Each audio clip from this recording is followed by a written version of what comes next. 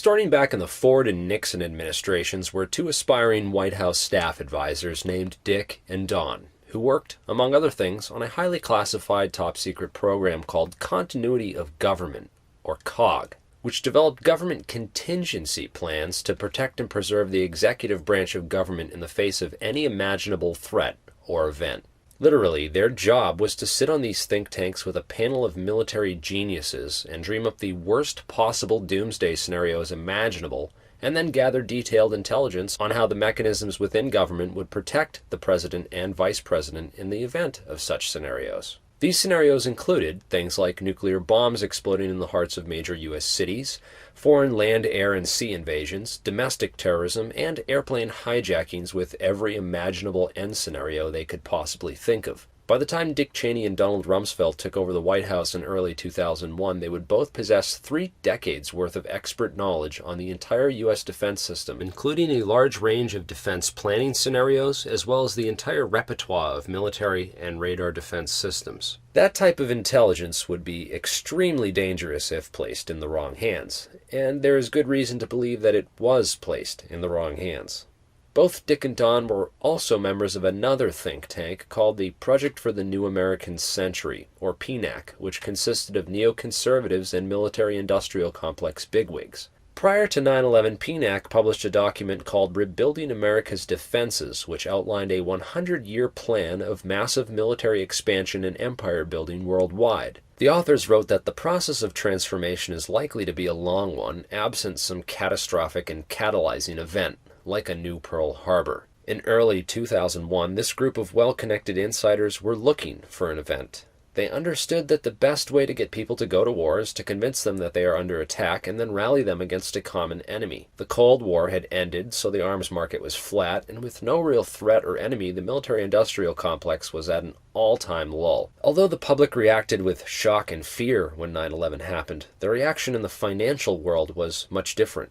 It was business as usual, and a lot of industry insiders were actually quite pleased. 15 years later, and trillions have now been made off the wars in Iraq and Afghanistan, Dick Cheney's Halliburton alone raked in $69 billion from the wars created by 9/11, while Donald Rumsfeld and his friends and business associates made their own fortunes in defense and counterterrorism investments.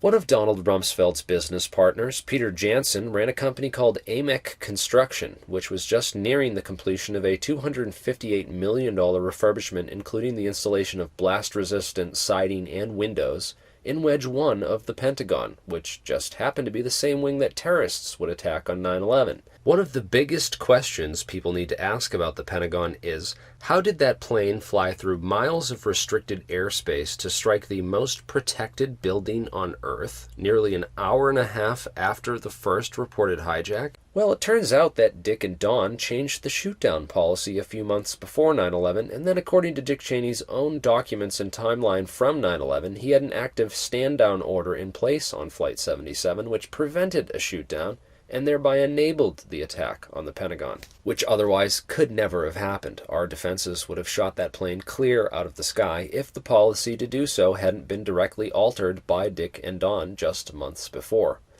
The policy was changed back after 9/11, but the damage was done. Also curious is why terrorists would crash into a non-crucial wing of the Pentagon which contained an office of the Army named Resource Services Washington, which lost 34 of its 45 employees. Most were civilian accountants, bookkeepers, and budget analysts.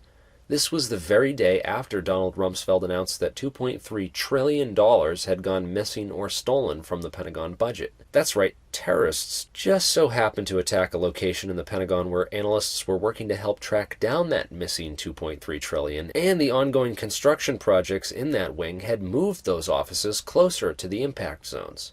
The company that performed the remodeling, AMEC, was also given the contracts to rebuild Wedge 1 of the Pentagon after 9/11, as well as contracts to clean up Ground Zero after 9/11. Even though AMEC employees had been doing construction in that very same wing that morning, surprisingly no AMEC employees were killed in the attack, which killed 125 Pentagon employees. AMEC was never investigated or even mentioned by the 9/11 Commission, despite raking in well over $500 million in government contracts directly resulting from 9/11. The national security and intelligence establishments also benefited greatly from 9/11, since the USA Patriot Act jump-started the massive expansion of warrantless surveillance, wiretapping, and mass data collection. Therefore, it would certainly have been in the best interest for the NSA, FBI, CIA, and national security establishments to go along with the official story and not call things into question publicly, even if they had inside information on an inside job and could expose it if they'd wanted. They'd be risking nearly everything to do so. The same goes for every top official in the chain of command within the military, NORAD, and the FAA, which all coincidentally failed to do their only job on 9/11. All the systems in government that should have been in place to stop something exactly like 9/11 not only failed to work on 9/11, but appear to have been intentionally disabled or used against us by the people in charge of protecting us that day. No one was investigated, fired, or otherwise held accountable for these failures. Some, in fact, received promotions and special honors. The head of NORAD on 9/11, Ralph Eberhart, helped sponsor a series of military exercises codenamed Northern Guardian, Northern Vigilance, and Vigilant Guardian, which served to obstruct Northeast air defenses on 9/11. Eberhart also appears to have lowered the Infocon or communications defense level just hours before the attacks, and gave orders that directly obstructed the interceptors, sending the last remaining fighter jets far out to sea to fight an imaginary Russian fleet. Eberhart was an expert on air defense and communications systems. He could have stopped 9/11 in its tracks had he simply done his job that day. But he wasn't alone. Mike Canavan, the FAA hijack coordinator, decided to go on an extended coffee break that morning and was completely missing for hours during the most crucial moments of the attacks. Benedict Sliney, a former Wall Street lawyer, was placed in charge of the FAA. His first day on the job was September 11th. As a lawyer, he clearly understood the strength of plausible deniability as a defense strategy, as he and his colleagues all feigned inexperience and surprise as their official excuse for the so-called failures that day. No specific threat involving really domestic operation or involving what happened, obviously, the cities, airliner, and so forth. There were no warning signs that I'm aware of that would indicate this type of operation in the country. CIA covert operations always operate under a blanket of plausible deniability. Intelligence agents use it to cover their tracks at every step of the game. It's a key tactic used in the intelligence community, and it was also used as the official excuse by everyone in charge of protecting us that day. I don't think anybody could have predicted that they would try to use an airplane as a missile, a hijacked airplane as a missile. Nobody in our government, at least, and I don't think the prior government that could envision flying airplanes into buildings on such a massive scale. So was 9/11 a covert operation? Right before 9/11, the entire FBI counterterrorism task force was flown out to Monterey, California for a company retreat, so all of our best agents would be on the other side of the country from the events unfolding in New York and Washington. FBI Director Louis Freeh left the Bureau shortly before 9/11 to begin a new career in law.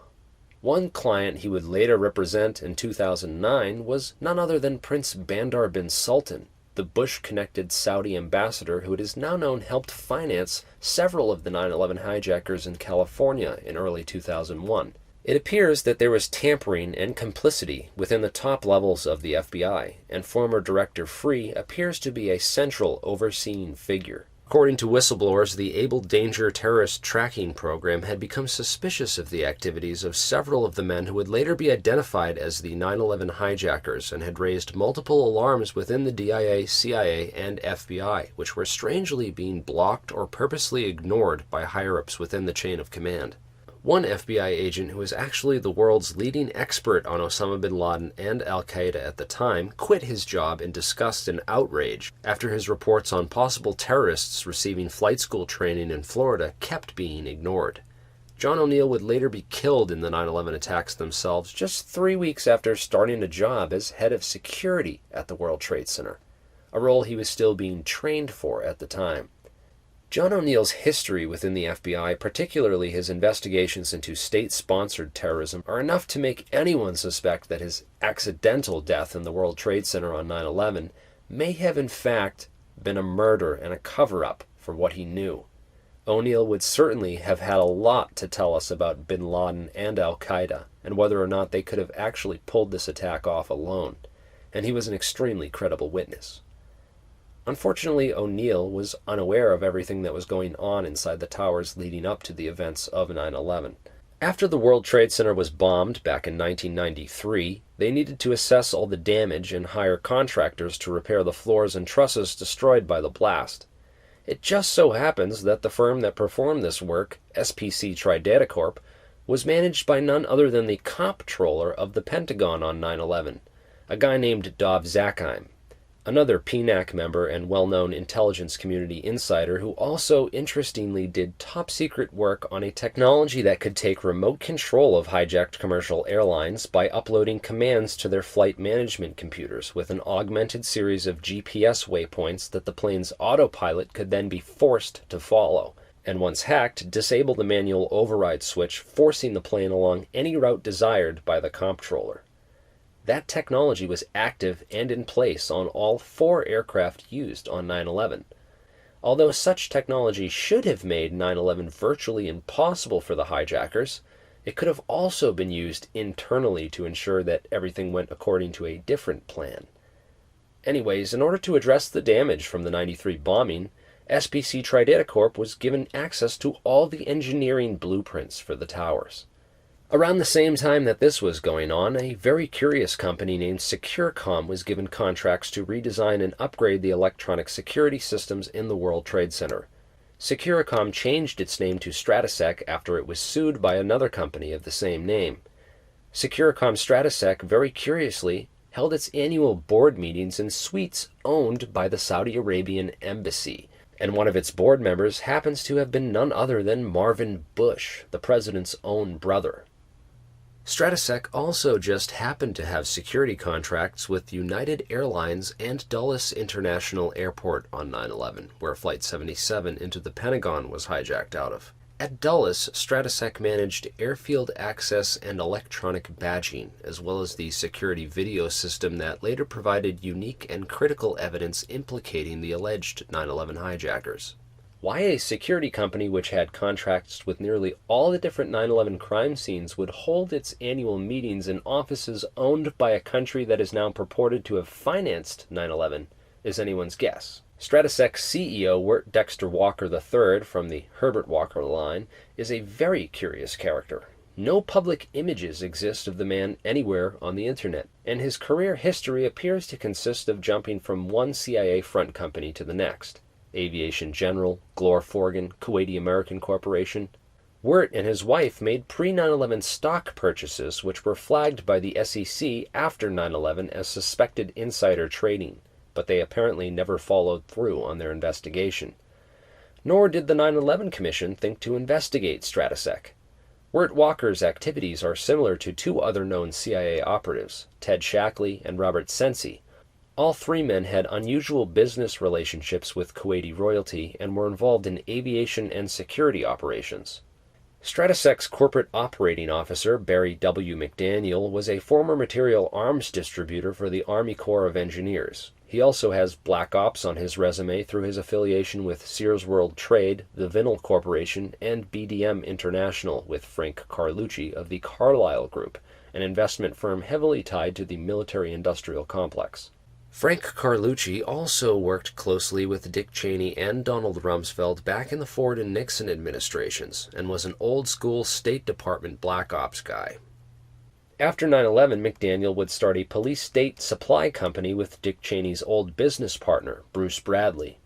Stratesec also managed badging and video surveillance at the World Trade Center from 1993 all the way to 2001, almost a decade of unrestricted security access to those buildings. In May of 2001, the Port Authority of New York and New Jersey, which technically owned the World Trade Center complex, lost a 10-year court battle with its insurance companies, leaving it to fund a $1 billion asbestos removal project with money it didn't have. 2 months later, real estate tycoon Larry Silverstein, for some reason, decided to purchase the aging liabilities and promptly insure them for billions of dollars, just in case of total destruction by terrorists. 9/11 happened just 6 weeks later, and Silverstein was awarded a $9.2 billion settlement, which more than compensated him for the loss of his buildings.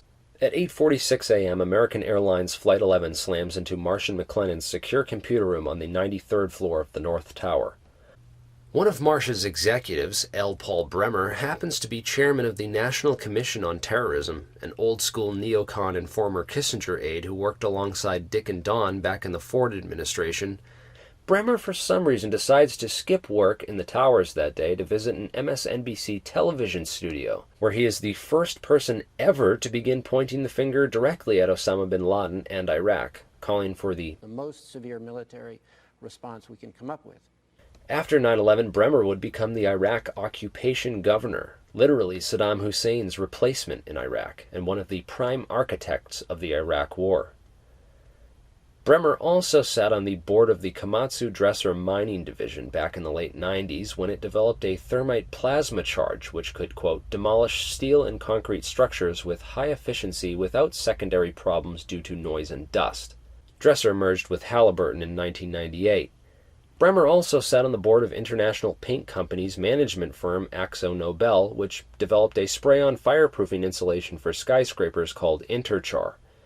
In the years leading up to 9/11, several of the floors in the area of the impacts were renovated and remodeled, and many received complete fireproofing upgrades. Forensic evidence of thermite was found and confirmed by multiple scientists using uncontaminated World Trade Center dust samples, and extreme persistent heat levels were reported by the FDNY and World Trade Center cleanup crews. All strong evidence that high-temperature accelerants such as thermite were used to assist in the destruction of the towers. The government even suppressed original news videos of the New York Fire Department making multiple reports of large explosions and secondary devices inside the towers on 9/11, as well as videos of the cleanup operation where a red-hot smoldering pile of fused steel and concrete burned underground for 3 entire months, and firefighters reported flowing steel like you were in a foundry. Then in 2009, scientists found the smoking gun by analyzing samples of World Trade Center dust that had been preserved since 9/11 and found that the dust contained tiny flakes of unreacted thermitic material, as well as a large number of iron-rich microspheres or after-products of a thermite reaction. Multiple labs have now confirmed it. It was definitely there, it wasn't natural, and it didn't get there by accident. The debris pile also displayed evidence of high-order damage, which, under the National Fire Protection Act, required officials to test for the use of explosives or incendiaries. Surprisingly, this was never done, as the FBI, FEMA, and other federal agencies claimed control over the crime scene and began shipping all the debris to a landfill off of New Jersey, where it could be sorted and scrubbed clean before analysis and storage. Although normally the FBI would take great care to preserve a crime scene and collect as much evidence as possible with minimal disturbances, the exact opposite happened with 9/11. Everything was cleaned up and destroyed as fast as possible. The frantic search for survivors and bodies proved to be the perfect cover, even though they stopped finding people alive after only the first few hours. William Rodriguez, the last man out, only survived because he dove beneath a fire truck as the towers collapsed. Toxic dust clouds filled the Manhattan skyline and were picked up on satellite images from space. The damage seen on 9/11 was so massive, it's hardly fathomable that 2 airplanes could have caused that much devastation. The Twin Towers had 47 core box columns in the center of the floor plan, which carried nearly the entire structural load of the buildings. All the stairwells and elevator shafts were also located in and around these columns, which, once inside the elevator shafts, one would have complete total access to the entire core of the buildings. With all the unoccupied floors in the towers, it would have been a cinch to covertly rig the Twin Towers with explosives once inside those elevator shafts. Around the same time Stratesec took over security at the World Trade Center in 1994, Ace Elevator Company won contracts at the World Trade Center over the larger and more well-known Otis. 7 years later, just a few months before 9/11, Ace elevator workers began a full-scale elevator upgrade for both towers. The elevator shafts gave access to the main structural steel for the building and would have been a perfect opportunity to install demolition devices all over the entire core of the building, completely hidden from sight and unknown to workers and occupants within the towers. When the planes struck the towers, all the Ace elevator employees mysteriously vanished, instead of helping to operate the elevators and evacuate the buildings as they would typically do in emergencies. Like Stratosec, Ace Elevator also went bankrupt and dissolved shortly after 9/11. Turner Construction, a huge mafia-connected construction firm in New York, did a lot of work inside the towers in the years leading up to 9/11, including several complete fireproofing upgrades on the same floors that would be hit by the airplanes on 9/11. The fireproofing in these areas was applied double thick, so cordage could have easily been hidden beneath or even covered devices on key trusses. The final charges could have been placed and wired up the weekend before 9/11 during those unusual power downs and evacuations that were reported. The controlled demolition hypothesis is not outside the realm of possibilities once you've done the research, especially when one considers Building 7, the third World Trade Center building which mysteriously collapsed late in the day on 9/11. World Trade Center 7's tenants included the FBI, Secret Service, and the Securities and Exchange Commission, or SEC, which investigates stock market and securities fraud. In 2001, the SEC in World Trade Center 7 was investigating Enron and WorldCom, the two largest security scandals of the time. Enron was a Madoff-style pyramid scheme, a fraudulent energy company which helped bankroll the Bush-Cheney run for the White House with over $2 million that it stole from its investors, while Bush and Cheney used office to deregulate the oil and gas industry in Enron's favor, starting as the governor in Texas and then moving to the White House. Luckily for their pals at Enron, everything required to prosecute those massive financial crimes was destroyed when World Trade Center 7 came crashing to the ground late in the day on 9/11. Now, the government and a few stubborn defenders still try to hold on to the theory that Building 7 was somehow this anomaly in steel-framed high-rise building construction, as it is the only skyscraper that has ever suffered total spontaneous collapse by fire in 100 years of skyscraper construction worldwide. It fell through the path of most resistance at the rate of gravity. Now, the government lies all the time. The physics of freefall? Not so much. The top floors cannot fall through the entire structural resistance of a building as fast as they would free fall through air. Yet even NIST, the National Institute for Standards and Technology, was forced to admit that Building 7 did in fact fall at free fall acceleration. Random fires and even serious facade damage caused by the North Tower collapse cannot cause a building to fall so symmetrically and suddenly straight into itself at the rate of gravity. Multiple physics and engineering papers have been written on this subject and passed peer review. There is obviously another answer for why World Trade Center Building 7 collapsed the way it did on 9/11, and why the government continues to ignore it and pretend it knows nothing about it. Donald Rumsfeld has been asked what he thought about Building 7 more than once, and his responses have been most unusual. What is Building 7? I have no idea. I've never heard that. Never heard of Building 7. No, I haven't. What's Building 7? That was away from I gotta go.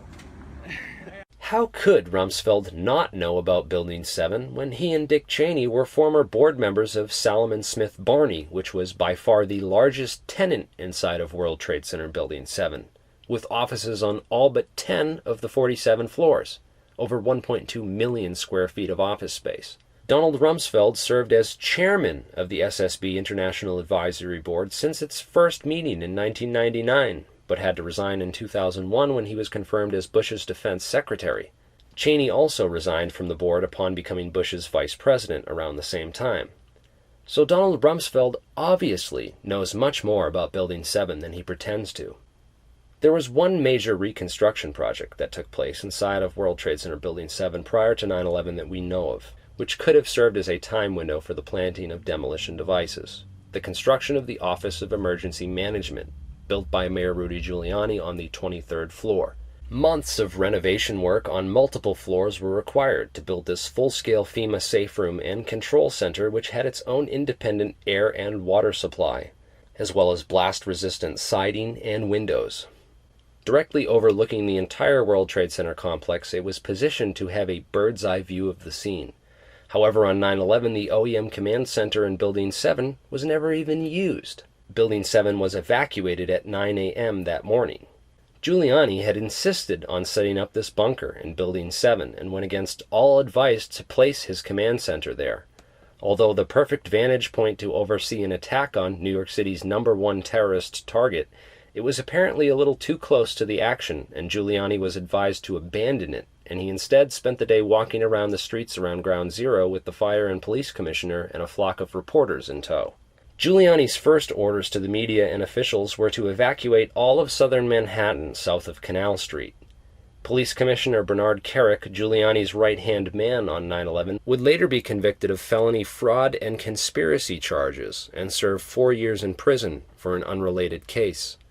Kerik's department was also the one that found that remarkably undamaged hijacker's passport on the sidewalk after the planes struck. Was that evidence manufactured and planted there, or did it really survive a plane crash and a fireball? World Trade Center 7 was the first to be cleaned up and removed from Ground Zero, despite the excuse that they were trying to find bodies. Over 1 million gallons of water and a special fire-quenching liquid were sprayed on the rubble in the first week just to cool it down enough for excavators to go to work.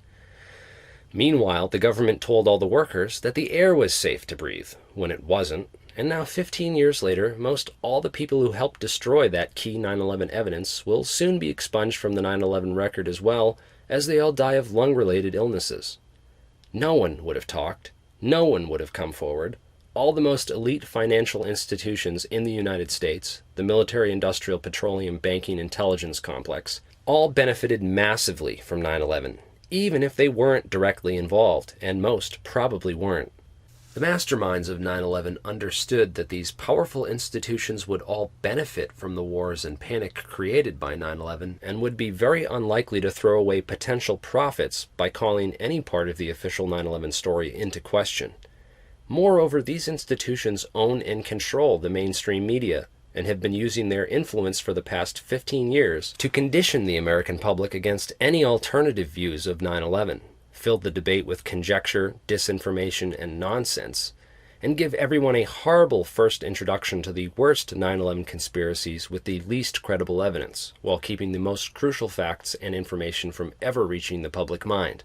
For the most part, they have been largely successful at convincing a majority of people that our trillion-dollar defense system was overcome by just 19 Islam-inspired terrorists in their early 20s, armed with only cell phones and box cutters, working for a guy in a cave on kidney dialysis and a small but growing al-Qaeda network. And despite 15 out of 19 of the hijackers being from Saudi Arabia, and newly declassified evidence showing that the government knew high-ranking Saudi government officials helped fund the 9/11 hijackers, for some reason Saudi Arabia is still our ally, and we instead attacked Iraq and Afghanistan. The underlying details of that Saudi alliance are only beginning to emerge. For instance, we now know that the hijackers had financial help from Prince Bandar, sometimes called Bandar Bush, because of his close friendship with George W. Bush. Bandar gave $130,000 to 2 of the hijackers in California. Other wealthy Saudis in Florida also provided support according to those 28 newly declassified pages from the 9/11 Commission, which the government covered up for 15 years. Why the government would protect these wealthy Saudi 9/11 co-conspirators is anyone's guess, but it's probably because they do not want the public to realize that larger involvements actually existed behind those hijackers, and that those wealthy Saudi financiers and enablers connect back to certain high-ranking members of the Bush administration, their private investment firms, and intelligence networks, whose fingerprints appear to cover nearly every single aspect of the 9/11 crimes.